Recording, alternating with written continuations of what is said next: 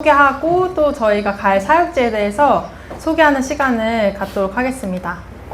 네, 이번 주제는 교회를 든든히 세우고 부흥케 하라라는 주제를 가지고 저희가 몽골을 지원하러 갑니다. 먼저는 국가 소개하고 그리고 리서치 소개를 5월 15일에 다녀오셨어요, 대표님이. 그래서 그 리서치 소개도 잠깐 드리고 이전에 사역했던 프로그램들도 좀 한 번씩 소개를 좀 해드려서 오늘 저희가 프로그램에 대해서 구상하고 나누는 시간을 가질 때 참고하실 수 있도록 좀 이야기를 나눠보겠습니다. 그리고 몽골어 배우기 영상을 그냥 잠깐 시청하도록 하겠습니다. 네, 먼저 국가 개요인데요. 몽골의 정식 명칭은 몽골 울스, 몽골국 이렇게 불린다고 합니다. 그래서 몽골은 수도는 울란바토르이고요. 언어는 몽골어, 화폐는 투그릭이라는 단위를 씁니다. 면적은 세계 16위를 가진 정도로 18위를 가졌고 되게 넓어요. 우리나라 면적의 15배 정도 크기를 가졌고요.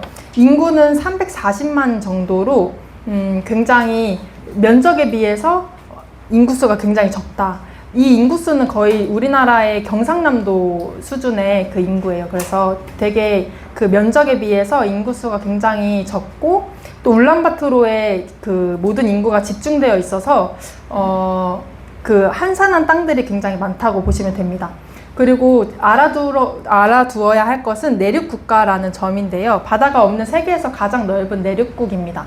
그래서 북쪽에는 러시아가 있고 남쪽에는 중국으로 이제 막혀져 있는 내륙국가인데 이게 문제가 되는 게 뭐냐면 바다가 없기 때문에 이게 뭔가 수입해 오거나 수출할 때 굉장히 문제가 많이 발생하는 거예요. 그래서 인접 국가를 통과해서 바다로 가거나 아니면 항공으로 간다고 하더라도 그 러시아나 중국이 항공권 그 상공을 내어주지 않으면 또 갈 수가 없기 때문에 결국엔 러시아와 중국의 영향을 굉장히 많이 받는 그 이중 내륙 국가로 이제 우리가 알고 있어야 됩니다. 그래서 몽골은 의사결정을 할 때 주변 국가에 굉장히 많이 휘둘리게 되고 의지를 하고 있다고 합니다.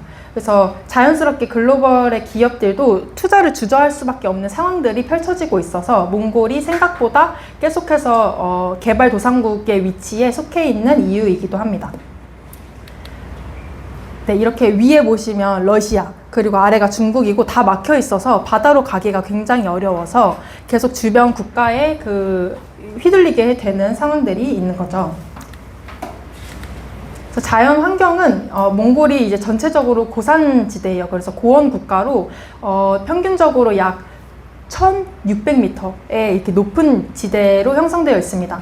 그래서 동쪽과 서쪽을 이렇게 나눠서 봤을 때 동쪽으로는 산악지대로 이렇게 산들이 높게 형성이 되어 있고 이제 반대로 얘기했네. 죄송해요. 서부가 산악지대, 그 다음에 동부 쪽으로는 넓은 초원이 있어서 그쪽에서 목축을 많이 한다고 하고요. 남부 쪽에는 이제 사막이 형성이 되어 있다고 합니다. 네, 그리고 기후는 되게 일교차가 굉장히 큰 전형적인 대륙성 기후를 가지고 있습니다. 그래서 매우 추운 겨울일 경우에는 평균 영하 25도에서 40도까지 내려가서 겨울은 굉장히 춥고요. 그다음에 여름도 일교차가 커요. 그래서 여름 기온이 있지만 그럼에도 저녁에는 서늘한 그 일교차가 있기 때문에 좀 그 기후를 아시고 준비하셔야 됩니다. 이렇게 고원지대로 형성이 되어 있고 되게 멋있죠? 이렇게 산이 많은 거 보니까 여기는 어디죠? 서부 쪽인 것 같습니다. 이렇게 기후가 평균적으로 이렇게 여름에는 그래도 높은 기후를 보이고 있어요. 그래서 편차가 좀 크다는 것을 보셔야 되고 겨울에는 굉장히 온도가 많이 낮아진다. 그래서 이 기후를 보시면 됩니다. 그리고 독특한 물가 구조를 가지고 있는데요. 이 몽골의 국민 숫자가 340만 정도라고 했잖아요. 이 숫자보다 양, 소, 말의 그 자원들이 굉장히 숫자가 더 많다고 합니다. 그래서 몽골 인구 한 명당 거의 그런 가축들이 17개를 가지고 있을 정도의 가축수가 굉장히 많은 나라인데요. 그렇다 보니까 양고기, 말고기, 소고기 이런 고기류들이 굉장히 싼 값에 판매되고 있습니다. 근데 닭은 또 키울 수 없어서 닭값은 또 굉장히 비싸요. 그래서 소고기가 오히려 더 싼 국가이고요. 채소를 키울 수 있는 환경이 안 돼서 왜냐하면 이제 실질적으로 사람이 바깥 활동을 할 수 있는 개월 수가 5개월에서 6개월 정도밖에 되지 않는다고 합니다. 왜냐하면 그 이외에 이제 시간들은 굉장히 춥기 때문에 어떠한 뭔가를 재배하거나 할 수 있는 환경이 되지 않아서 다 채소나 과일이나 이런 생활용품들이 중국이나 러시아를 통해서 수출 수입을 하는 물품들이기 때문에 물가가 이렇게 저희랑 반대된 독특한 물가 구조를 가지고 있다라고 알고 계시면 됩니다. 그래서 가면은 고기를 많이 먹을 수 있다라는 장점이 있죠. 네, 그런 장점이 있습니다. 네, 수도는 울란바토르이고요. 이제 몽골 인구가 상당수가 다 수도에 밀집되어 있어요. 그래서 몽골 인구의 거의 48%, 절반 이상이 이제 몽골 그 수도에 집중이 되어 있고, 여기에 이제 모든 정치적인 거, 경제, 교육, 그리고 문화적인 부분들이 다 발전이 되어 있다 보니까 아무래도 인구가 그쪽에 많이 몰두되어 있습니다. 그래서 도시 외곽에는 아직도 이렇게 울란바토르이지만 여기에 건물들이 이게 신설이 된 반면 이렇게 산 쪽으로 가면 저게 다 게르예요. 게르촌이나 이런 판자촌인데 그렇게 그 개발된 곳만 개발이 되고 아직은 미흡한 부분들이 수도에도 존재하고 있습니다. 그래서 도시 외곽에는 아직도 게르촌이 존재하고 수도나 난방 시설이 이제 부족해서 열악한 생활 환경이 문제가 되고 있습니다.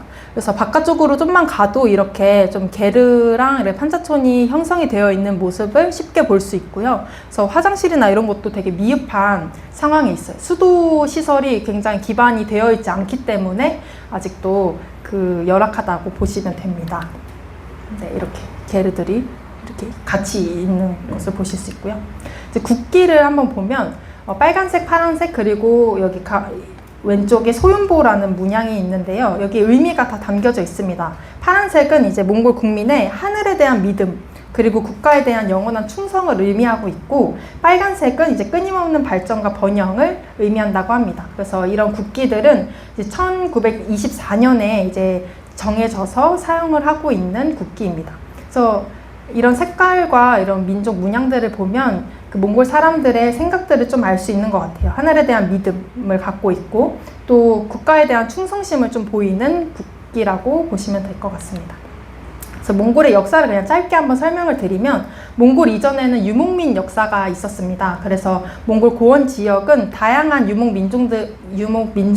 민족들이 활동했던 지역인데, 흉노나 돌궐 아니면 거란이나 여진족들이 활발하게 거기서 세력이 등장하고 사라지는 그런 지대였습니다. 그래서 초기 몽골 부족들은 주변 강대국들에 비해서 굉장히 약한 편에 속해 있었고요. 두 번째로 보시면 이제 칭기즈칸이 이제 등장하게 되면서 몽골 제국이 번영하게 됩니다. 그래서 흩어져 있던 몽골 부족들을 하나로 이제 합쳐서 몽골 제국을 건국하게 되었고, 이게 빠른 정복 활동을 해서 이제 칭기즈칸이 이제 중국, 중앙아시아, 러시아와 유럽 지대까지, 그래서 이렇게까지 큰 넓이를 장악한 것은 칭기즈칸이 처음이라고 해요. 그래서 최초여서 몽골 사람들의 자부심이 굉장히 있기 때문에 울란바토르에도 이 칭기즈칸의 동상이 굉장히 많이 보일 수 있고요.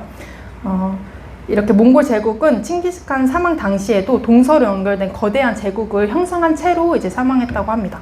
그리고 나서 세 번째로 이 칭기즈칸의 손자인 쿠빌라이 칸이 이제 등장을 해서 이제 더 강력한 전성기를 맞이하게 되었습니다.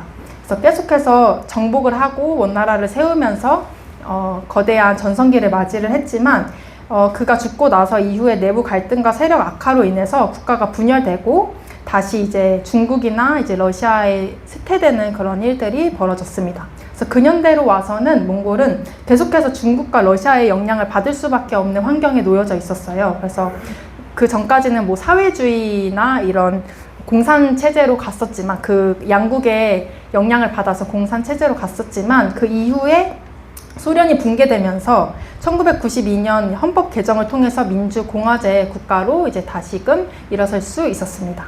그래서 정치 체제는 지금 대통령과 총리가 권한을 나누는 이원집 정부제로 이제 국가가 흘러가고 있습니다. 네, 이렇게 몽골 칭기즈칸 동상이 이렇게 굉장히 크게 있고, 울란바토르 그 광장에도 또 크게 있어요. 그리고 이게 쿠빌라이 칸이라는 그 손자이고요. 여기 보면 이런 독립운동들을 함으로써 이들도 이제 공산주의가 아니라 이제 민주주의로 갈 수 있는 그런 역사를 가지고 있다라는 것을 알아두시면 됩니다. 그래서 한국과 몽골의 관계를 좀 살펴보면 몽골에서는 한국에 대한 관심이 굉장히 높습니다. 왜냐하면 이제 한국의 취업 경험자가 굉장히 많고 유학도 많이 오고 한류 문화들이 확산했기 때문인데요. 몽골 인구가 약 340만 명인데 한국을 경험한 사람은 30만 명 이상이라고 합니다. 그러니까 10% 이상이 다 모두 한국에서 일을 해보거나 공부를 해본 경험이 있는 사람들이고 이 사람들이 이제 몽골 사람들이 한국에 체류해본 경험들이 굉장히 많다 보니까 자연스럽게 한국에서 경험했던 많은 것들이 선망하게 되고, 그리고 몽골에서도 자연스럽게 그 생활들을 이어가고 싶다는 생각들이 들어서 그런 한국의 문화들이 그 몽골에 많이 정착이 되어 있습니다. 그래서 그 GS25 같은 경우에는 이마트도 이렇게 크게 있고요. 이게 굉장히 많이 이마트가 활성화가 되어 있고, CU가 몽골 울란바토르에 400개, 그리고 GS25가 270개 이렇게 있어서 길을 가면서 그냥 모든 것이 편의점이 있다고 합니다. 그래서 시내를 둘러보면 사실 여기가 뭐 서울인지 한국인지 뭐 이렇게 몽골인지 분간이 안 갈 정도로 많이 한국화가 되어 있는 상황을 보실 수 있습니다. 그래서 이 사람들이 굉장히 많이 한국에 오는 이유가 또 있는데요. 몽골에서 제일 좋은 대학을 졸업하고 그 대학생이 제일 좋은 몽골 현지 기업에 취직을 했다고 봤을 때 첫 달 첫 월급이 대충 얼마 정도 될 것 같으신가요? 50만 원? 좀 다들 은근 맞추시네요. 거의 한 50만 원 정도, 3년 전만 해도 50만 원 정도 선에서 맞춰진다고 합니다. 제일 좋은 대학을 나왔는데, 그러니까 우리나라로 치면 서울대 나와서 삼성에 갔는데도 50만 원 받는 그런 현실인 거죠. 그래서 이제 사람들이 한국으로 이제 많이 와서 일을 했는데, 다른 사람들은 50만 원, 뭐, 그거에 못 미치면 이제 30만 원, 이런 선에서 받는 월급을 한국에서는 한 달에 그래도 200만 원 가까이를 벌게 되니까, 이제 한국에 되게 많은 선망을 하게 되고, 한국에 많이 오게 되는 거죠. 그래서 한국을 경험하면서 의료기술이라든지 아니면 인프라라든지 이런 것들을 너무 좋은 경험들을 하고 오니까, 다시 몽골로 돌아와서 정치적인 그런 정치인들에게 되게 그런 요구들을 많이 한다고 합니다. 이런 것들을 현지에도 적용을 해줄 것에 대해서 많이 요구를 해와서 이런 한국화가 많이 되었고, 아파트 단지들 같은 경우에도 한국의 건설 회사들이 다 아파트를 이렇게 짓고 하고 있는 그런 상황입니다. 그리고 또 한 가지, 이제 몽골 사람들은 언어의 천재라고도 불리기도 하는데요. 왜냐하면 이게 옛날 역사 시대 때부터 유목 생활을 계속 하다 보니까 특정 지역에 머물러 사는 것이 아니라 이제 굉장히 원거리를 많이 다니고 교역을 해야 하고 그렇게 살아가야 하다 보니 자연스럽게 필요한 물건을 판매하고 또 생활하는 경우들로 인해서 외국 언어를 접하는 경우들이 이 몽골 사람들이 많았다고 합니다. 그래서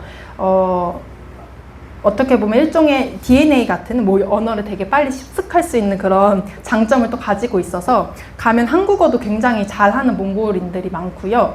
유학생활, 직장생활도 많이 해서 한국어에 능통한 사람들이 생각보다 많다라는 것을 아시면 됩니다. 그래서 몽골의 경제는 되게 두 가지, 목축업과 광업으로 좀 나눠질 수 있는데요. 목축업, 이제 초원 같은 데에서 이제 가축을 기르는 거죠. 말이나 양, 염소, 소, 야크, 낙타 이런 동물들을 기릅니다. 그래서 자연 방목 방식으로 가축을 기르고요.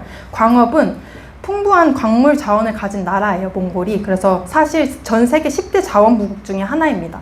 그렇게 자원이 많지만 개발도상국인 것도 좀 의외인데, 이것도 결국에는 그 내륙 국가라는 그 이유가 굉장히 큽니다. 석탄이 전 세계 매장량의 10%에 해당하는 것을 다 갖고 있고요. 구리도 세계 3위 매장량을 가지고 있습니다. 그래서 자원이 굉장히 많지만 수출 의존도가 높기 때문에 그렇게 그만큼 발전할 수 없는 몽골의 상황이 있다. 그래서 상당히 많은 광물의 수들이 중국에 빼앗긴다고 해야 되나? 그렇게 빼앗기고 있습니다. 왜냐하면 내륙 국가로서의 한계 상황을 그 중국이 알고 있기 때문에 우리가 허용해주지 않으면 너네는 수출할 수 없다. 그런 처지를 알기 때문에 내가 싸게라도 사줄게, 약간 이런 입장으로 나아가서 몽골의 그런 값비싼 자원들이나 광물들을 되게 헐값에 많이 가져오는 그런 상황들로 경제가 이루어지고 있기 때문에 개발도상국의 그런 위치에서 쉽게 벗어날 수 없는 자원 경제 구조를 가지고 있습니다. 그리고 조드라는 혹독한 겨울이 있는데요. 전사는 화살 한 발에 죽고 부자는 조드 한 번에 망한다라는 속담이 있습니다. 왜냐하면 몽골 겨울은 아까도 말씀드렸다시피 영하 40도에 육박하는 굉장히 추운 겨울을 보내고 있기 때문에 이렇게 겨울철 폭설과 강추위로 이제 가축이 만약에 먹이를 찾지 못해서 대량으로 폐사하는 경우, 이것이 이제 조드 현상이라고 하는데, 이것은 유목민들에게, 몽골인들에게는 결국 생계이기 때문에 큰 재앙이라고 해요. 그래서 이 조드라는 이 재앙이 있다, 몽골에는 이런 특정한 사고가 있다라는 것을 알아두시면 좋을 것 같습니다. 그리고 문화와 생활 양식에 대해서 좀 얘기해 보겠습니다. 이게 유목 문화를 계속해서 가지고 있습니다. 그래서 게르라는 그 집도 결국에는 이동할 수 있는 집을 만들어 온 거기 때문에 게르가 이제 이동식 주거 형태이고 전통적인 주거 형식입니다. 그래서 이동에 가능하고 추위에 강합니다. 그리고 가족 중심의 생활 공간이 이제 되어서 지방뿐만 아니라 이제 울란바토르 외곽에서도 볼 수 있는 집 형태입니다. 그리고 세 번째를 보시면 이제 나담 축제라는 몽골의 가장 큰 축제가 있습니다. 그래서 최대 전통 축제이고, 우리가 이런 복장을 또 봤던 것이 요번에 한국에서 한 뭐 피지컬 100 뭐 이런 운동 경기들이 있었잖아요. 거기서도 이렇게 등장을 했었는데, 몽골 씨름, 그리고 마일 경주, 활쏘기 같은 그런 전통 축제들을 함으로써 몽골 사람들이 그렇게 역사와 민족성을 이렇게 계속해서 단합시키는 대표 문화로 자리 잡고 있습니다. 그리고 몽골 음식은 대표적으로 다 고기 알고 계실 텐데요. 양고기를 가장 많이 먹고요. 양고기 만두로 볼 수 있는 호쇼르라는 것을 또 많이 먹습니다. 그래서 저희가 저번에 선교 갔을 때도 아이들한테 호쇼르 만두를 간식으로 이제 줬을 때 굉장히 잘 먹고 좋아했던 경험이 있고, 되게 기름져요. 생각보다 이게 많이 기름져서 이게 맞지 않는 분들은 이제 좀 저희한테는 체하기도 하고 뭐 이러시는데 양고기를 많이 사용한 음식들이 많고요. 허루억이라고 이제 우리나라로 치면 약간 갈비찜 같은 그런 음식이 유명합니다. 그리고 수태차라고 소금 우유차인데, 이렇게 고기를 많이 먹다 보니까 또 지방을 많이 소화시키기 위한 또 따뜻한 차 문화가 있습니다. 그래서 고기와 유제품 중심의 그런 음식 문화가 있습니다. 그리고 종교를 보면 전통적으로 샤머니즘과 이제 티베트 불교의 영향을 굉장히 많이 받아와서 현재 가장 큰 종교는 이제 티베트 불교 쪽이라고 보시면 됩니다. 그래서 민주화 이후에 이제 민주주의 국가가 되면서부터 종교의 자유화가 생겨서 기독교도 성장하고 있는 추세이긴 하지만 아직도 적은 퍼센트를 보이고 있고, 그만큼 우리가 선교를 해야 할 나라임을 보여주고 있습니다. 네, 이렇게 사원이 굉장히 생각보다 많고요. 이렇게 스님 뭐 이런 부분들이 자주 볼 수 있는 광경입니다. 이제는 저희가 그 다녀온 리서치 보고를 할 텐데요. 저희가 이번에 가서 지원 사역을 할 장소에 대해서 좀 보여드릴 예정입니다. 여기는 이제 바트자야 목사라고 이제 전경석 목사님의 제자로서 성장하신 목사님이 계시는데, 그 바트자야 목사가 심호하고 있는 크리스찬 처치입니다. 크리스찬 처치, 그리스도인의 교회라고 하는 이름의 교회이고요. 여기 이 벽돌 건물이 원래 그 예배 장소, 그 교회였어요. 네, 본당이었는데 이제 그 선교 헌금을 이제 누가 지원을 해주셔서 마음을 받고 흘려 보내줘서 그 재정으로 이제 새로운 건축물을 건축을 해서 더 이렇게 늘려갔습니다. 그래서 건축된 지 2년밖에 되지 않아서 깨끗하고 이제 넓은 마당이 있는 환경입니다. 그래서 마당도 굉장히 넓고 이렇게 건축 환경도 굉장히 깔끔하고 좋은 환경이어서 네, 이런 환경이고요. 생각보다 넓죠. 저희 예전에 경험한 그 교회는 굉장히 작았지만 여긴 또 널찍하게 마당도 있고, 그리고 여기 공간은 새로 이제 공사를 함으로써 아이들 예배 공간으로 따로 또 공사하고 있다고 해요. 그래서 리서치 때가 5월이었는데 그 달에 마무리될 것으로 말씀을 하셨던 것으로 보아 지금은 아무래도 완공이 됐을 예정입니다. 그래서 아이들 예배 공간도 따로 있고 이렇게 널찍한 공간이 있다. 그리고 이거는 예배 공간인데요. 안에 예배 공간이고요. 주방 환경도 이렇게 있습니다.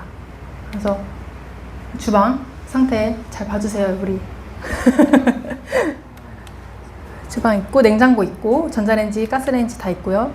그릇들도 좀 구비가 되어 있는 환경입니다. 그리고 2층으로 이제 올라가면 거기가 이제 4개의 방이 있는 게스트하우스도 같이 있는 공간이에요. 그래서 교회 1층에는 본당이 있고 2층에는 이제 게스트하우스로 4개의 방이 있어서 저희가 따로 숙소를 잡지 않고 위에서 바로 지낼 수 있는 환경이 됩니다. 그래서 방이 굉장히 넓게 있어요. 그래서 침대 있는 방도 있고 없는 방도 있는데 또 나눠서 쓰면 될 것 같습니다. 그래서 화장실도 있고 샤워 부스도 있고요. 3번 이렇게 되게 넓죠.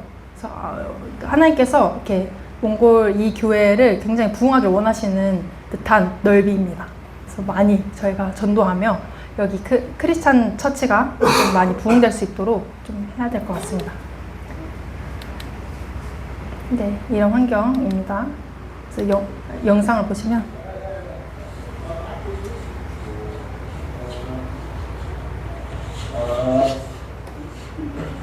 요거는 이제 보일러 조종하는 거. 보일러실. 그래서 이거를 목욕하는 보일러다.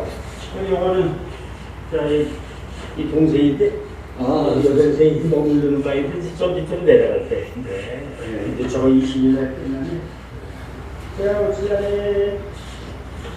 대략 구조를 아시겠죠? 이렇게 2층 올라오면 방이 이렇게 펼쳐집니다. 엄청 크네요. 여기서 다 여자 목사님들 스키 왔을 때 여기. 그러셨어요. 침대 있는 방이. 또 침대 있는 방도 이렇게 있고요. 침대 좋아하는 사람은 침대인데.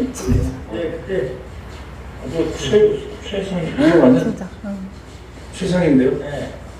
그래서 결국엔 숙소가 같이 붙어져 있으니까 저희가 따로 이동 시간이 많이 단축이 되고 사역적인 부분에 집중할 수 있는 환경이 된다라는 것을 좀 보시면 됩니다. 그래서 또 침대 있는 방이 또 있고요. 그래서 들어오니까. 거기 여름이니까. 여름이니까. 그래도 바닥에 이거 깔고. 예. 이거 깔고. 깔 것도 막 이렇게 준비되어 있고 그래서 보시고 그래서 여기. 네. 또 여기는 1층 광경을 또 보실 수 있습니다. 이제 거기서 샤워하고. 샤워실로 추가로 넣으시는군요. 서너 개만 있어도 네. 샤워실 옥옥옥 안에 아주 제대로 해서. 네. 그거네. 그러니까. 이거 하루 만에 줬어요. 이거 내거 들어 다녔어? 그랬어요. 이게 철도인데. 네. 하루 만에 줬어요. 아니 어떻게? 우리 박사람 목사님이 그 뒷말이 뭐죠? 박사람 만들었던 만들었어. 그런 건축 쪽에 정경수 목사님도 건축 쪽에 계셨었고 그 제자분도 그런 걸 하셔서 되게 이렇게 공사들을 잘 진행하십니다. 그래서 저희가 이번에 전도할 그 주변 지역인데 여기가 이제 그 교회 근처에 동네 게르를 이제 철거하고 아파트 단지들이 새롭게 지어지고 있다고 해요. 그래서 아파트 지역을 전도하고 또 남은 게르촌도 저희가 전도를 하면은 추후에 이제 그 게르촌이 철거되고 아파트 지역으로 다 이동이 되더라도 교회에 계속해서 찾아올 수 있는 그런 환경을 만들고자 저희가 전도 지역으로 삼을 곳입니다. 그래서 아이들 놀이터도 있고 이렇게 아이들도 많이 있을 것 같아요. 그래서 이 아이들을 이제 만나기를 또 소망하며 저희가 전도하게 될 곳입니다. 그래서 아파트 단지들이 되게 많이 설립이 되고 있고 형성됐고 남은 곳은 또 이렇게 게르촌이 아직 있습니다.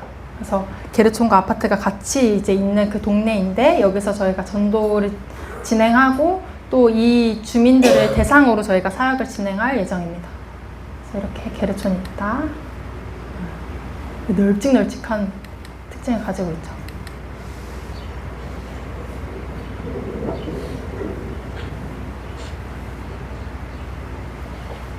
되게 사람이 없어 보이지만 그때는 많이 하나님 불러주실 줄을 믿고. 네. 그리고 여기는 저희가 또 따로 기도 지역으로 새로 발굴이 된 곳인데요. 울란바토르 동쪽편에 이제 있는 기도의 동산이 이제 있는 거예요. 그래서 여기는 자의성이라고도 불리는데 저희가 또 이게 약간 탐방을 가거나 관광지 중에 또 자의성이라는 곳이 있어서 약간 혼동이 될 수 있지만 이곳은 정경수 선교사님도 교회 성도들이랑 굉장히 많이 기도하고 찬양 사역을 하셨던 공간입니다.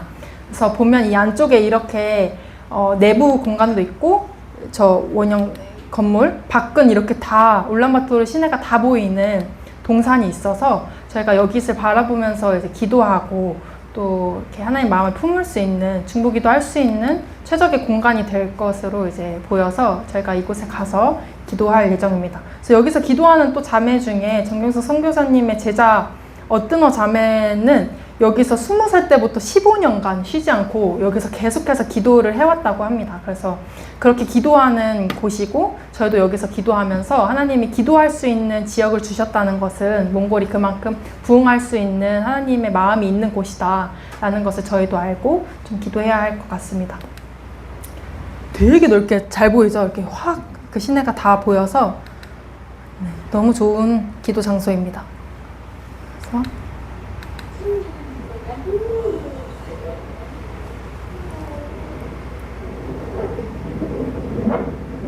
그래서 작년 때가 기도 장소인데 진짜 그래서 잘생보다 난데요. 네, 이렇게 사방이 다 보이는 데가 없어서 그러니까.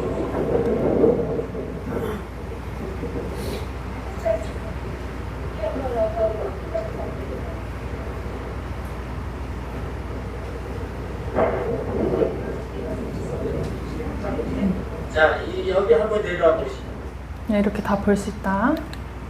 그 다음에 저희가 전에 이제 사역했던 것에 대해서 좀 한번 브리핑을 해드리려고 해요. 저희가 전에 이 미가 목사님 교회에 이레두인 한칠날 교회를 지원 사역을 했었는데요. 2번 지원 선교를 했었고, 2번째 때 저희가 전도를 했던 사진입니다. 그래서 전도팀을 꾸렸는데, 한국인이 직접 전도할 수는 없는 상황이기 때문에 현지인들을 껴서 현지인들이 직접 말하게 하고 저는 옆에서 서포트하는 역할로 같이 돌아다녔습니다. 그래서 그때 말씀드렸다시피 한국 김을 굉장히 좋아해서 김을 나눠주면서 좀 마음을 열고 그렇게 메시지를 전했습니다.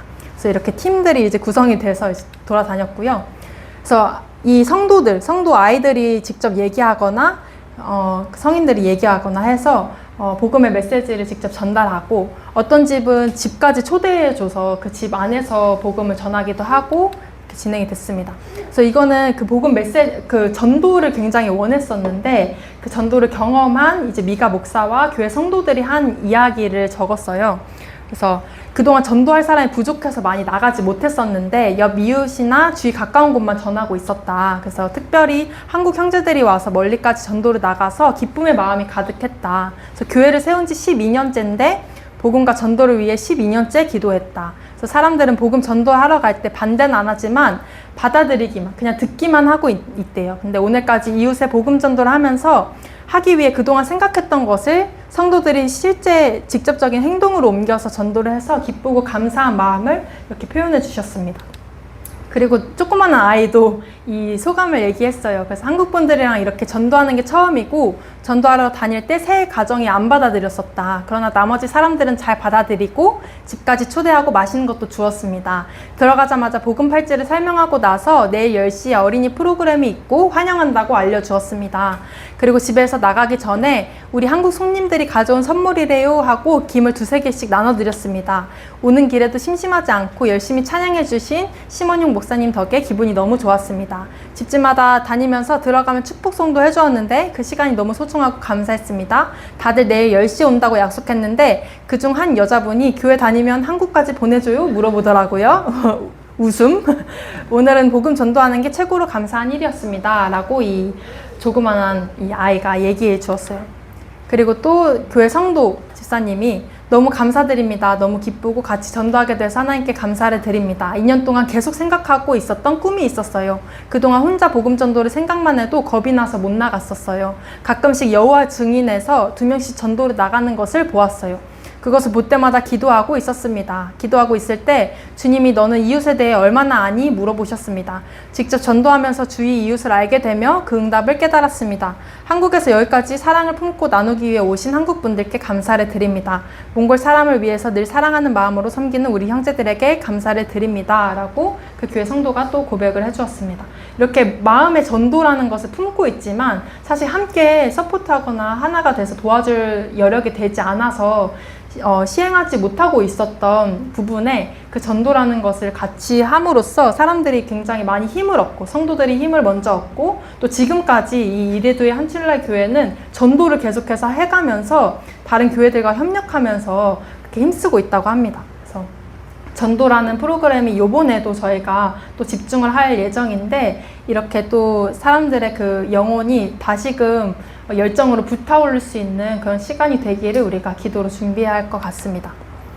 저희가 또 카메라 사역을 했었어요. 이 카메라 사역도 저희가 뭐 카메라 전문가는 아니에요. 사실 그냥 DSLR 카메라를 가지고 있을 정도의 관심이 있고 그냥 찍는 거 좋아하고 이 정도의 그 마음을 갖고 있었던 다은이와 제가 이렇게 가지고 있었는데 그것으로 그러면 이 아이들한테 DSLR 카메라를 만져보는 경험 하기는 쉽지 않으니 아이들이 직접 찍어보면 좋겠다라고 해서 프로그램이 구상이 되었던 거예요. 그래서 이것을 어떻게 또 하나님의 메시지를 담을 수 있을까 생각했을 때 사진을 찍는 거는 결국엔 시선을 담기는 그런 시간이잖아요. 그래서 예수님의 사랑의 시선을 배우자, 예수님의 사랑의 시선을 담자 해서 아이들을 찍어주는 프로그램으로 아이들이 예수님의 시선으로 이 아이를 바라봤을 때 가장 아름다운 모습이 무엇일까를 생각하게 되고 또 예수님은 이렇게 예쁘게 우리들을 보신다 이런 것들을 좀 전달하면서 이 사역을 시작했습니다. 그래서 예수님의 시선으로 상대를 바라본다는 것이 핵심이었고 상대의 아름다운 점을 찾아서 예수님의 시선으로 찍어주는 활동을 진행했습니다. 그래서 여러 가지 인물 촬영 구도를 좀 알려주고요. 또 직접 DSLR로 촬영하면서 아이들은 사랑의 시선을 좀 배울 수 있는 시간이었습니다. 그래서 직접 자기 나온 사진도 보고 나중에 그것을 인화해서 또 액자로 만드는 그런 시간으로 이어갔습니다. 그래서 아이들이 직접 찍은 사진이에요. 그 안에서 이렇게 소품도 들고 찍었는데 너무너무 귀엽고 사랑스럽죠. 그래서 이 아이들 이렇게 찍었고 이거는 이제 또 그 사진을 인화해서 넣을 액자예요. 그래서 미술 활동은 카메라 활동에서 인화한 사진을 담을 액자를 만드는 것을 구성했습니다. 그래서 이 땅의 집이 아닌 영원히 거할 하늘나라의 집을 상상하며 내 모습이 담긴 액자를 만들었어요. 그래서 하늘 아버지의 집에 나도 거하고 있다는 그 진리를 담아서 액자를 만드는 활동으로 이어갔습니다. 그래서 아이들이 직접 그 스티커도 붙이고 색칠도 하면서 하나님 나라를 꿈꾸는 그 마음을 전달을 했고 여기에 자기의 사진이 담김으로써 나도 하나님 나라의 일원이다, 교회의 일원이다 라는 것으로 이제 핵심 메시지를 전달했습니다. 그리고 그 이후에 또 축구 사역도 저희는 했었고요. 이 형제가 또 축구 선수로 활동한 경험이 있기 때문에 자기의 전문성을 또 살려서 축구를 가르쳐 주었었습니다. 그래서 근처 운동장을 빌려서 축구 사역을 했고 또 이거는 비즈로 액세서리 만드는 사역도 했어요. 이것도 이제 다은 자매가 진행을 했었는데 다은 자매가 이걸 뭐 이렇게 계속 해왔고 뭐 이것도 아니었어요. 어머니가 비즈로 좀 만드실 줄 알아서 그거를 금방 배워서 진행을 했을 정도로 그러니까 거창하게 우리가 막 엄청 거대하게 잘해야 하는 것만 가지고 사역을 하는 것이 아니라 저희가 조금이라도 할 줄 아는 것들이 여기서는 또 충분한 경험이 되고 이 아이들에게 풍성한 또 비전을 심어줄 수 있는 매개체가 되기 때문에 작더라도 좀 그런 재료들을 오늘 좀 마음껏 좀 얘기해 주셔서 구상을 좀 해봤으면 좋겠습니다. 그래서 아이들이 이렇게 비즈 반지도 이렇게 만들고 이렇게 악사를 만든 거예요. 그리고 이거는 캄보디아에서 한국문화 체험, 한국문화, K문화 파티를 했을 때 모습인데요. 한복을 준비해 가서 이제 포토존에서 이제 사진 찍는 거 그래서 했고 아이들이 한복도 체험하고 이렇게 여자아이들 한복 입고요. 아유 귀엽죠. 그리고 이렇게 수민 자매가 또 미술을 하니까 페이스 페인팅을 해줘가지고 아이들이 뭔가 더 파티처럼 즐길 수 있는 시간들 가졌고 네팔에서는 쿠키 만들기를 했었어요. 그 쿠키를 사실 만드는 건 아니고 거기가 뭐 만들 수 있는 환경은 안 되어서 과자를 일단 사고 초코펜을 사가서 마음 쿠키라는 이름으로 이제 메시지를 전달했습니다. 그래서 내 마음과 감정을 모양이나 색깔로 이제 표현을 하고 내가 고마운 사람에게 사랑을 표현하는 것. 그래서 쿠키를 선물로 해서 편지도 쓰고 포장도 해서 이제 내가 사랑하는 사람에게 전달을 하는 그 프로그램이었는데요. 그래서 사랑의 마음을 전달하는 것의 중요성. 예수님께서도 우리의 사랑을 우리에게 확증하시고 보여주셨듯이 우리도 그런 사랑들을 표현할 줄 알아야 된다라는 또 메시지를 담아서 진행을 했습니다.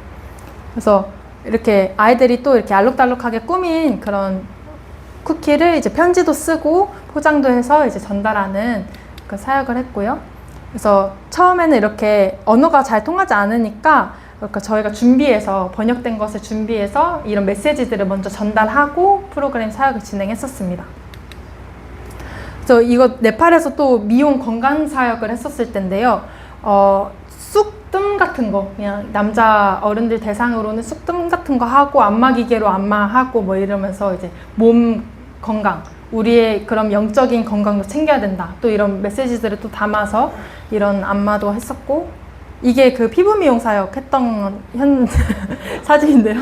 좀 무서워 보일 수 있지만 이게 미용 팩을 이제 준비해서 이렇게 실제로 이렇게 모델링 팩 같은 거 그냥 이렇게 하나 뚝 붙이면 끝나는 그거 말고 이게 좀 더 과정이 있는 것으로 해서 사람들한테 이게 피부 미용에 대해서 알려주면서 그 안에 또 예수님의 메시지들을 또 담아서 전달을 했었습니다. 그리고 이게 복음 팔찌 만들기를 또 진행을 했었어요.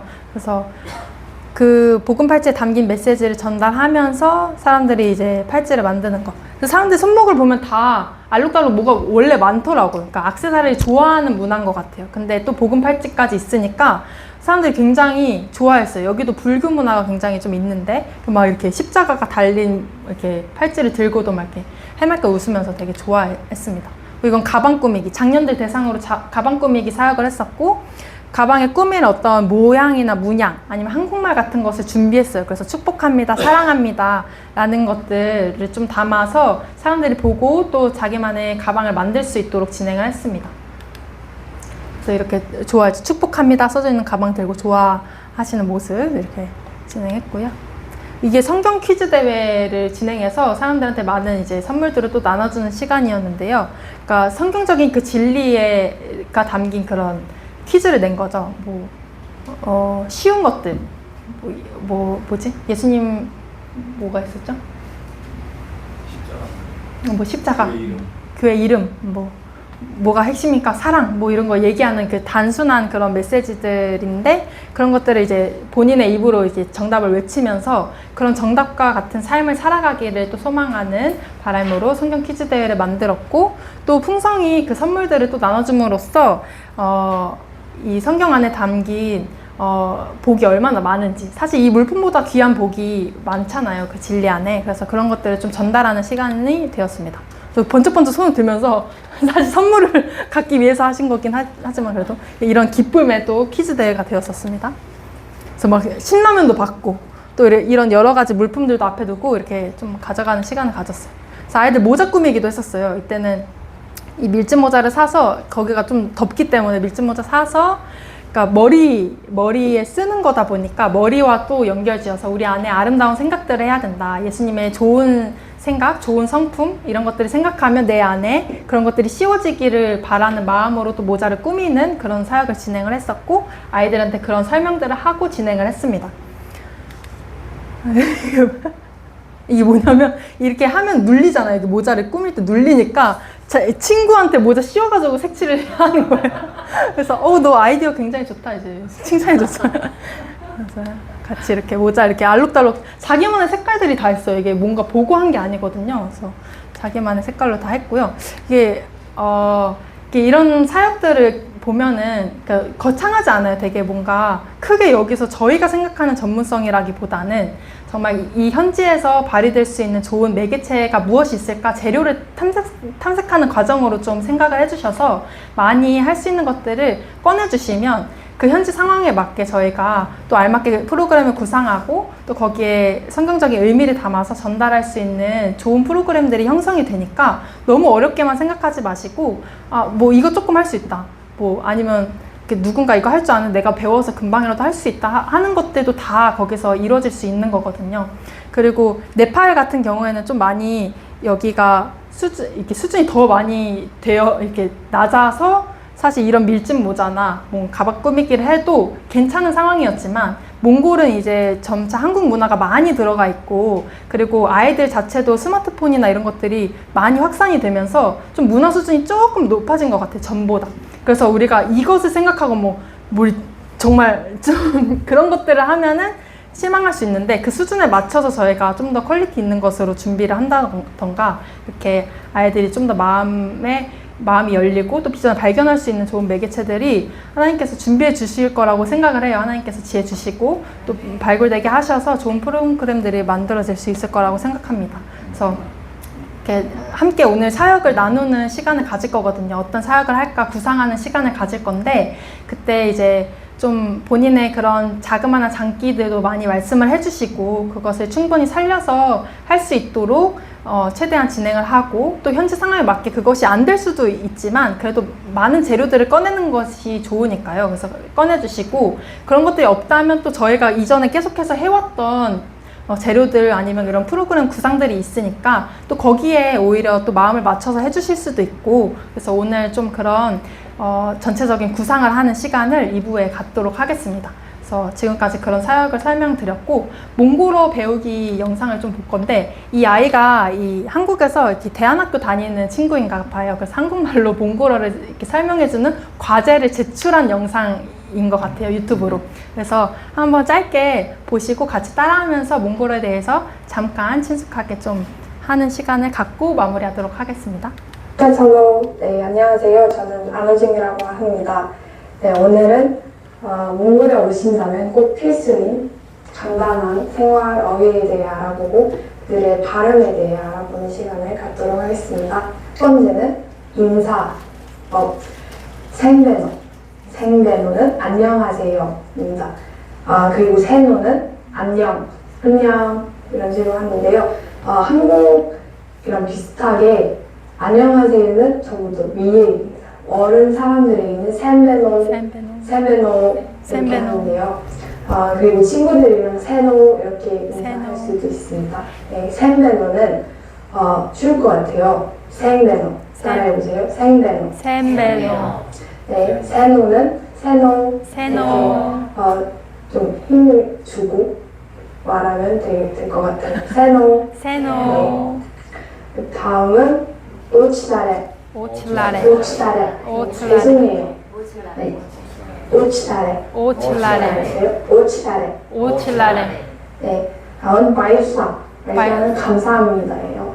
바이사. 여기서 많은 분들이 이 발음에 되게 집중을 하고 들리는 경우가 많은데 이 발음을 되게 집중하지 않게 최대한 편하게 바이사 빨리 들려도 된다 생각하고 빨리 해보세요. 바이사. 네, 잘하셨어요. 잘하셨어요. 마라쇼지. 몽골 사람들이 헤어질 때 하는 말인데요. 마라쇼지는 내일 봐요. 그러면 마라쇼지. 네, 다음은 세항 암라레. 알자이를 세항 암라레. 네. 그 다음 거는 엘소하골벤. 외국인이 몽골에 오신다면 모르는 말을 이해를 못하는 말을 한다면은 이 말을 하면 좋을 것 같아요. 엘소하골벤 이렇게 하면 이해 못해요. 되는데요. 그 다음은 미트기. 좀 쉬울 것 같아요. 미트기. 빨리 하면 더 정확하게 발음이 나올 수 있어요. 미트기. 네. 몰라요. 그 다음은 울쓸때.